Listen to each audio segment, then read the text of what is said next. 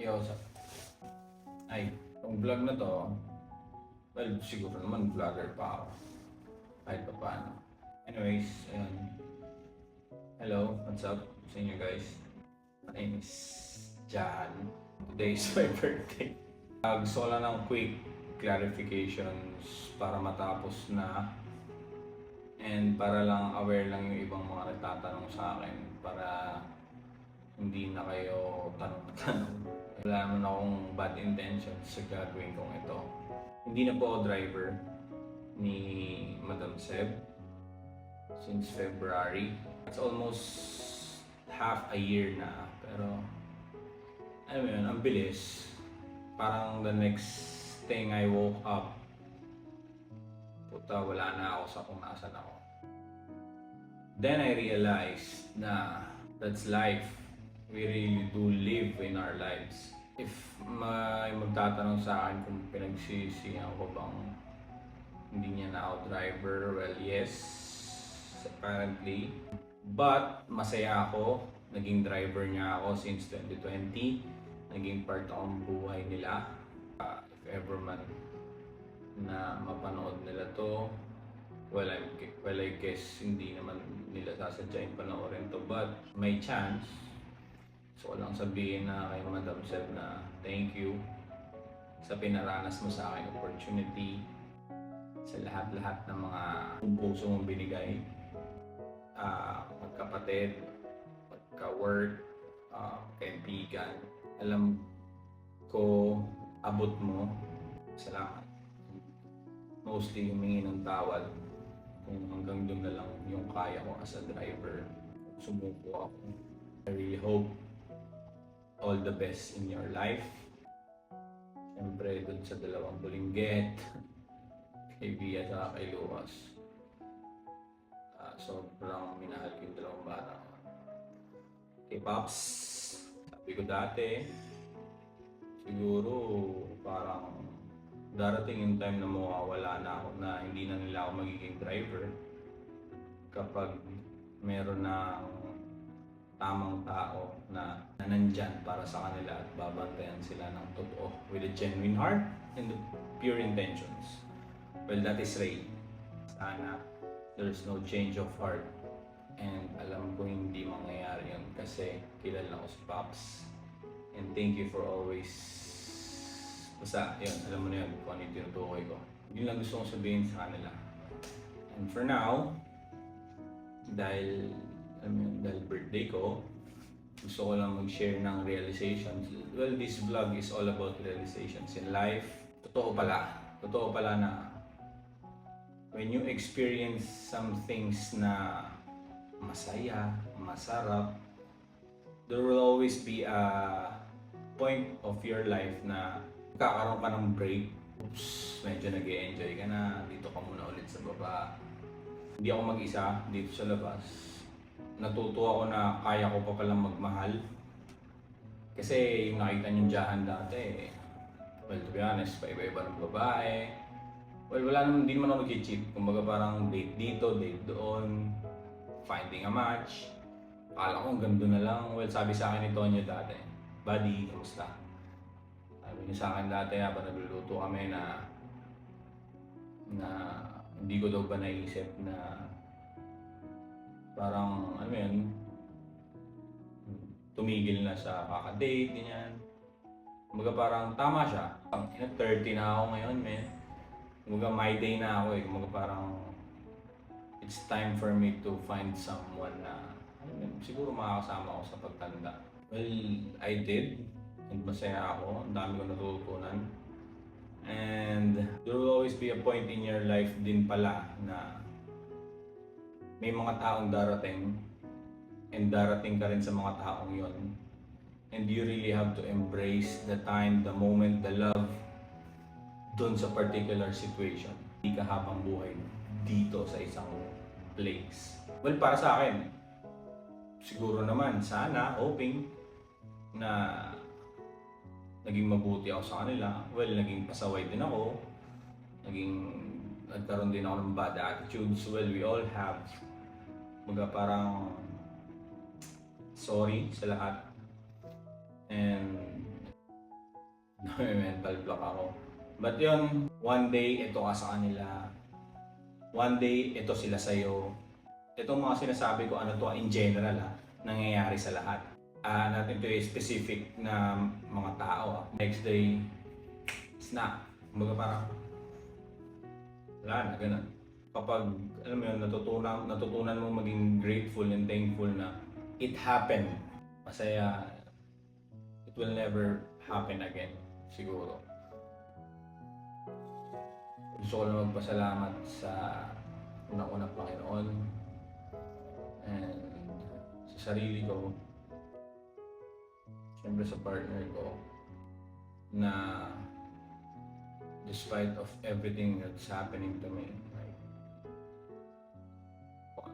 ang hirap, life, well, nararamdaman ko na ulit yung buhay kasi I need to pay bills, pay rent, ano pa, need to buy food kasi dati hindi ko naman ginagawa. Ngayon, I'm into the real world again. Piece of advice, kung nasan man kayo ngayon and you're struggling or may mga problema kayo sa sitwasyon nyo, try to rest and try to find some solutions. Kasi iba nagagawa sa mga impulsive decisions na magagawa natin. It really sucks. But the good thing about it kasi you still have to go. You still have to go in your life. You need to wake up the next day na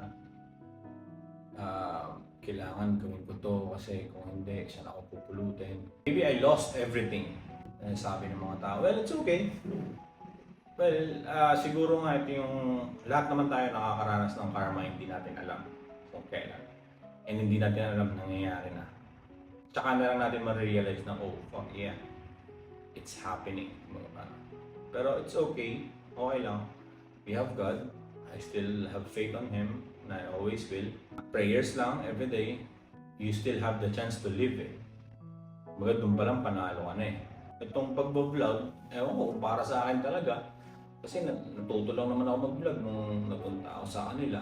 Kahit gaano mo pa galingan or gandahan yung storya ng buhay mo, lahat ng tao may masasabi sa'yo. Kumbaga parang kahit close mo, kahit family mo, real friends, best friends, kahit sino, lahat ng tao except you, lahat may masasabi sa'yo. So it's okay. Kumbaga parang hindi na dapat siya tignan as masama. Like, ano pa naman ito? Dami mo nasasabi about them. No. Okay lang. Kasi may nasasabi ka rin about them. Kahit hindi mo sabihin sa ibang tao, may nasasabi ka sa sarili mo about them. Totoo.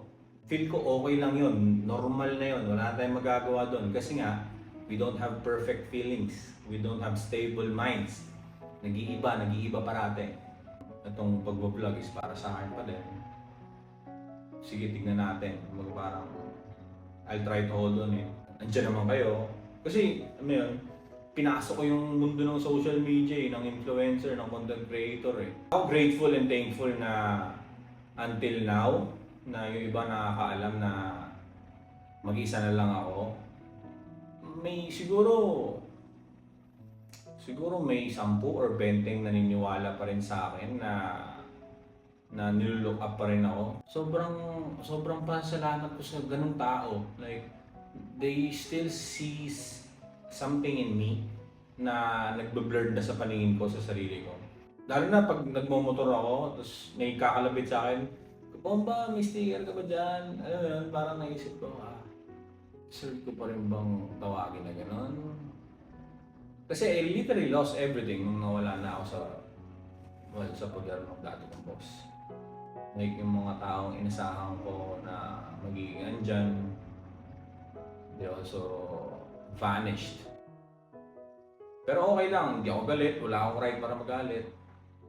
And normal yun, kung tingin nyo it's for your own peace of mind, well, I'm grateful I gave it to you. Wala rin akong galit sa ibang tao. Tinanggal ko na lahat ng galit ko sa ibang tao. I made peace with everyone kasi wala na ako sa 20s, men. Hindi na ako pabata.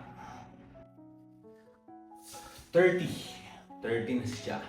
Ito na natin masasabi na ayan ka pa din dyan, ito ka pa din dyan. Alam mo yan? But it's fine, okay, tatanggapin ko lahat yan. Kahit sarili kong pamilya, na-disappoint ko na eh. Mga parang, bangon na lang ako bukas, gising na lang ako bukas kasi buhay pa ako. Yun na lang pinagpapasalamat ko ngayon.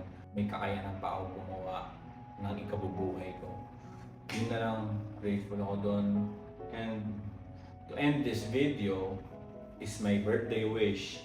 Lahat ng mga nangyayari sa akin is ma-overcome ko. Magkaroon pa ako ng maraming strength. Type na perseverance to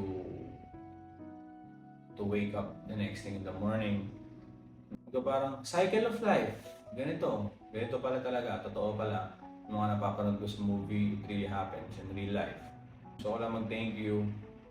This will be first and the last na magsasabi ako ng mga bagay-bagay about sa password ko. One thing I learned also, iba yung sitwasyon ng empleyado ka, tapos naging kaibigan ka, naging close, sa kaibigan ka and close, naging empleyado ka. Put some boundaries sa mga nakaka-relate. Gawin nyo pa ng tama yung trabaho nyo. Para magpasalamat sa lahat ng nakilala ko, sa lahat ng mga nagbigay sa akin ng chance na makilala sila. Ngayon, to be honest, wala pang 10 yung kinakausap kong kaibigan. Kasi before then, bago pa ako maging driver ni Madam Seb, may mga kaibigan na ako na all those years akala ko nandyan para sa akin. Kasi meron ako isang kaibigan na sinabi sa akin na sila na lang lagi nagkakasama eh. Na ako daw lagi topic. If mag-chat man sila or mangumusta sila, sagutin ko pa rin sila. Ayan. Happy birthday to me. Peace out, guys.